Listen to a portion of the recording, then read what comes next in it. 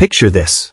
You wake up on a beautiful Saturday morning at your family's lake cabin, ready for some peaceful fishing, only to find a 6-foot chain-link fence running straight through your deck and into your living room.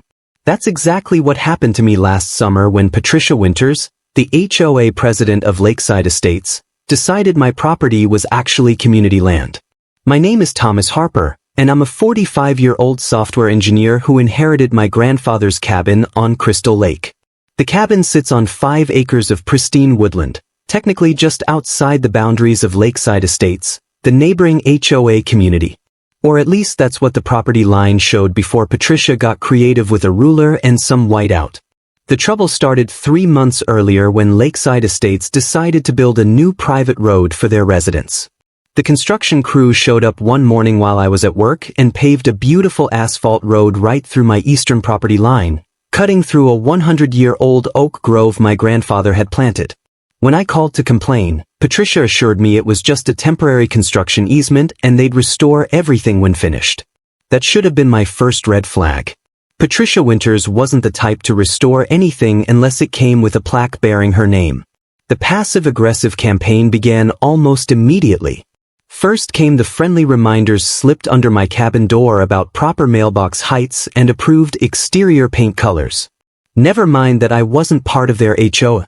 Then she started sending invoices for community services I never requested or received, like landscaping for property I didn't own and security patrols that mysteriously never patrolled past my driveway. Patricia's next move was to show up at my cabin with a measuring tape and a digital camera documenting what she called violations of community standards.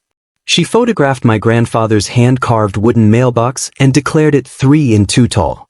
She measured the distance between my deck posts and announced they violated the HOA's architectural guidelines.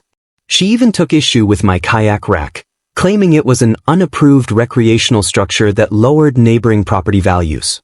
I tried reasoning with her, explaining that her HOA had zero authority over my property. She responded with a condescending laugh and said that ignorance of community standards was no excuse for non-compliance. Then she handed me a 300-page binder containing the complete Lakeside Estates governing documents with sticky notes marking all the rules she claimed I was violating. When I ignored the invoices, Patricia escalated. She had Lakeside Estates install decorative boulders across my driveway entrance, claiming it was to prevent non-residents from using their new road, the same road that cut through my property. When I moved the boulders, she called the sheriff and reported me for vandalism. Deputy Morrison took one look at my property deed and told Patricia to stop wasting his time. That's when things got truly bizarre. I came home from a week-long business trip to find Patricia directing a fencing crew. They were installing a 6-foot chain-link fence that started at the edge of the new road, cut diagonally across my yard, went straight through my deck, and actually continued into my cabin through a hole they'd cut in my wall. The scene was surreal. Half my deck had been chainsawed to accommodate the fence line. My grandfather's barbecue grill was now on the wrong side of the fence, along with half of my outdoor furniture. The fence posts were cemented directly into my deck boards, and the chain link continued right through my living room window, which they'd removed and tossed aside like garbage. Inside my cabin, the destruction was even worse. They'd knocked over my bookshelf to run the fence through the room, scattering decades of family photos and mementos across the floor. The fence bisected my living room diagonally with my couch on one side and my television on the other. They'd even continued the fence line through my kitchen wall. Though mercifully they'd stopped before reaching the bedroom. Patricia stood there in her pressed pants suit and pearl necklace, holding a clipboard and smiling like she just won the lottery. She informed me with a sickeningly sweet tone that Lakeside Estates had conducted a new survey and determined that my cabin was actually built on community property. The fence was to clearly mark the true property line. I asked her if she was completely insane. She responded by handing me an invoice for $150,000 for 30 years of unauthorized use of the HOA's private road, the road they had built 3 months ago through my land. My lawyer, Jake Morrison, nearly fell out of his chair laughing when I showed him the paperwork. After he composed himself, he did some investigating that revealed the full scope of Patricia's scheme. She had submitted falsified documents to the county claiming Lakeside Estates owned my family's land through adverse possession. She'd even photoshopped old aerial photos to make it look like their community extended onto my property. The best part was that Patricia had used HOA funds to pay her nephew $50,000 to create the fake survey.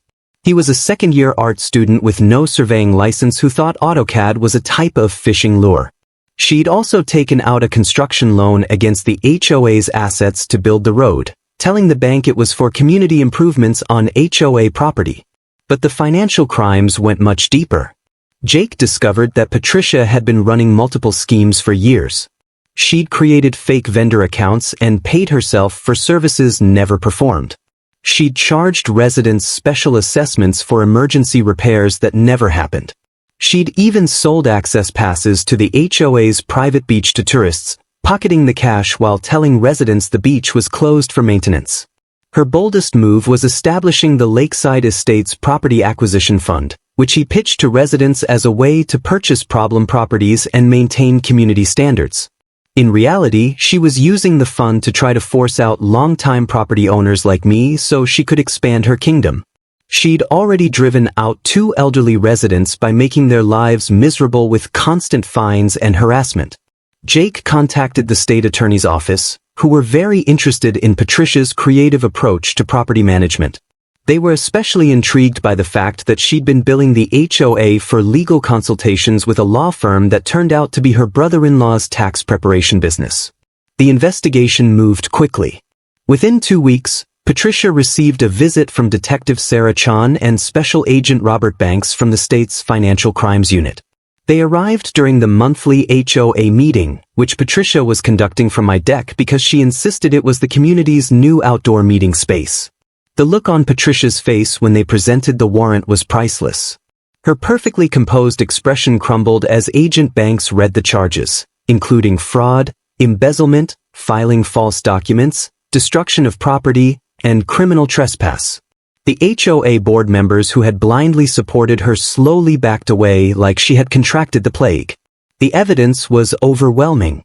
Patricia had stolen over $200,000 from the HOA over 5 years, using it for personal vacations, her daughter's wedding, and a failed essential oils business. The fake survey and road construction were just her latest schemes to generate more revenue by creating billable violations. As they led Patricia away in handcuffs, she kept insisting this was all a misunderstanding and demanding to speak to their supervisors. She actually told Agent Banks he was violating HOA bylaws by entering the community without a visitor's pass. He responded by adding obstruction of justice to her charges. The aftermath was swift and severe. The county ordered the immediate removal of the fence and filed charges against Patricia for destroying my property. The road construction company sued her personally for fraud after learning she'd lied about ownership. The HOA's insurance company refused to cover any damages because Patricia's actions constituted intentional criminal acts. At her trial 6 months later, Patricia tried to represent herself after no lawyer would take her case. She showed up with a briefcase full of HOA bylaws and meeting minutes. Convinced she could prove her authority to seize private property for the greater good of the community, the judge was not impressed. The jury deliberated for exactly 47 minutes. Guilty on all charges. The judge sentenced Patricia to 8 years in state prison and ordered her to pay $487,000 in restitution to the HOA, the construction company, and me. As the bailiff moved to take her into custody, Patricia's carefully maintained composure finally shattered completely. She screamed that we'd all regret this when our property values plummeted without her leadership. Then she fainted.